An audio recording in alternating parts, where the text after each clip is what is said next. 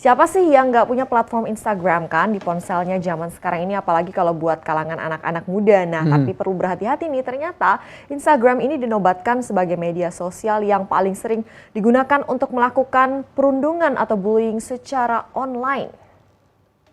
Berdasarkan riset lembaga donasi anti-bullying Ditch the Label terhadap 10.000 remaja asal Inggris dengan rentang usia 12 hingga 20 tahun, sebanyak 42% diantaranya mengaku pernah menjadi korban cyberbullying di Instagram. Di bawahnya ada Facebook dan Snapchat, menyusul dengan persentase masing-masing sebesar 37% dan 31%. Sementara itu, Broadband Search mencatatkan salah satu faktor yang paling umum menjadi penyebab cyberbullying adalah menyangkut soal penampilan dengan total persentase sebanyak 61%. Meski kebanyakan kasus cyberbullying umumnya menimpa kaum remaja, namun dampak yang dihasilkan terus berlanjut hingga korban mencapai usia dewasa. Dampaknya mulai dari penyakit mental seperti depresi, social anxiety, dan juga munculnya dorongan untuk bunuh diri. Ya, di sini saya akan memberikan pengertian dari cyberbullying. Cyberbullying merupakan suatu tindakan yang dilakukan oleh seseorang atau sekelompok orang terhadap seseorang melalui teks, gambar, atau video yang cenderung merendahkan dan melecehkan. Sejalan dengan itu, cyberbullying terjadi jika ada anak yang diancam atau ditakut-takuti ini dijadikan bulan-bulanan oleh anak lain melalui media internet, teknologi digital, dan interaktif ataupun telepon seluler. Dari beberapa pendapat di atas, maka dapat ditarik kesimpulan, cyberbullying salah satu jenis bullying yang dilakukan menggunakan media internet, media sosial untuk melakukan menakut-nakuti, mengolok-ngolok, atau bahkan mengintimidasi seperti menyebarkan kata-kata yang tidak pantas dan menyebarkan gambar atau video dengan tujuan menjatuhkan orang lain. Bentuk cyberbullying. Yang pertama ada berkata kasar, menghina, mencaci maki dalam kolom komentar. Yang kedua ada mengancam ataupun menyerang seseorang menggunakan akun palsu. Yang ketiga meniru atau memalsukan akun dengan menggunakan foto atau biodata orang lain. Yang keempat ada menyebar kebohongan tentang seseorang. Yang kelima memposting foto atau video yang bersifat mempermalukan atau menyakitkan seseorang.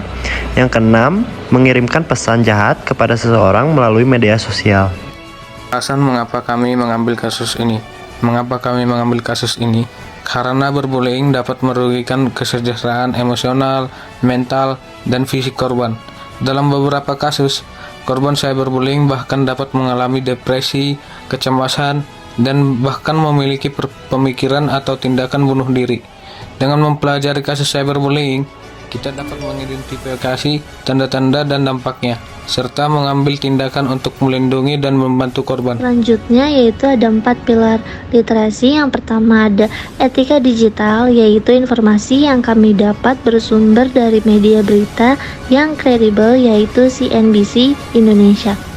Yang kedua ada budaya digital, yaitu mengirim pesan atau ancaman yang menyakitkan melalui platform chatting, menuliskan kata-kata menyakitkan pada kolom komentar media sosial, atau memposting suatu yang memalukan atau menyakitkan. Ketiga, ada keterampilan digital, yaitu meniru atau mengatasnamakan seseorang, misalnya dengan akun palsu atau masuk melalui akun seseorang dan mengirim pesan yang jahat kepada orang lain atas nama mereka.